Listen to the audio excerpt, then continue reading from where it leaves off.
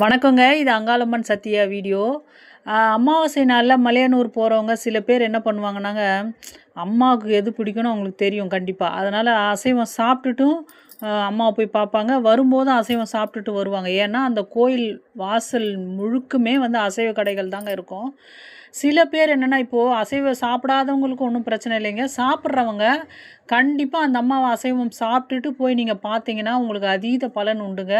அதேமாரி வரும்போதும் நீங்க சாப்பிட்டுட்டு வரலாம். வரும்போது கருவாடு வாங்கிட்டு வந்தீங்கன்னா, அந்த அம்மா வந்து நம்ம கூடவே வருவா. நம்ம வீட்ல வந்து அந்த கருவாடு குழம்பு வச்சோ, ஒரு சாதம் பொங்கியோ அந்த அம்மாவுக்கு வச்சு படைச்சிங்கன்னா, நெய்வேத்தியம் பண்ணீங்கன்னா, உங்களுக்கு வேண்டிய வரத்த தருவான்றது ஐதீகங்க. சில பேர் என்ன சொல்லுவாங்கன்னா, ஐய்யய்யோ! ரொம்ப சீலமா சொல்லுவாங்க. என்னன்னா, அச்சச்சோ! அமாவாசை நாள்லலாம் நாங்க கவுச்சிலாம் தொடமாட்டோங்க. கருமம், கருமம். அதெல்லாம் கோயிலுக்கு வந்து அதெல்லாம் பண்ணலாங்களா? அப்படின்ற மாரி சொல்லுவாங்க. அதே மாதிரிங்க, இப்ப நம்ம வீட்ல வந்து நம்ம அமாவாசையில ஒரு முட்டை சாப்பிட்டா கூட அது பித்ரு தோஷம் வரும். அசைவம் சாப்பிடக்கூடாதுன்றது கரெக்ட்டு நீங்க சொல்றது. ஆனா மலையனூர் எல்லைய பொறுத்தவரைக்கும் அந்த எல்லைய தொட்டுட்டீங்க, அந்த அம்மா கோயிலுக்கு போயிட்டீங்கன்னா, அந்த அம்மா கோயில் ரூல்ஸ்ன்றது வேறங்க. நெறைய பேர் நான் பார்த்துருக்கேன். கோயில் பூஜாரிகள், சாமியார்கள்லாம் கூட அசைவம் சாப்பிட்டுட்டு மீன் வறுவல் சாப்பிட்டுட்டு கோயிலுக்கு போவாங்க.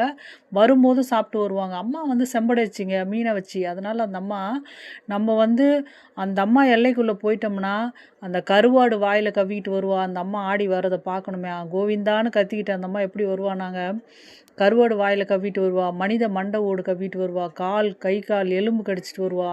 அவ அசைவ பிரியைங்க. அந்த அம்மாட்ட போய் நீ வந்து நான் அசைவம்லாம் சாப்பிட மாட்டேன். அவ்வளோ சீலமா இருந்து நீங்க அந்த அம்மாவ போய் வணங்குனீங்கன்னா, கண்டிப்பா உங்களுக்கு அதற்கான பலனே இல்லன்னு தான் நான் சொல்லுவேன்.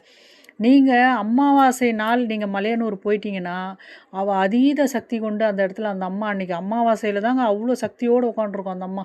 நீங்க மத்த நாள்ல அந்த அம்மா கோயில் கருவறைக்குள்ள போய் பாருங்களேன், அப்படியே தூங்குற மாரியே இருக்கும். ஆனா அமாவாசை நாள்ல அங்க பம்ப உடுக்க அடிச்சபடியா இருக்கும். ஒரே மக்கள் ஆரவாரம் இருக்கும்.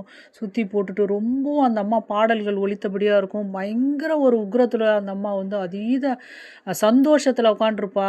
அப்படி இருக்கும்பொழுது நீங்க அந்த அம்மாவ வணங்க போம்போது, அம்மாவுக்கு பிடிச்சத சாப்பிடுங்க. ஒண்ணும் தவறு கிடையாதுங்க.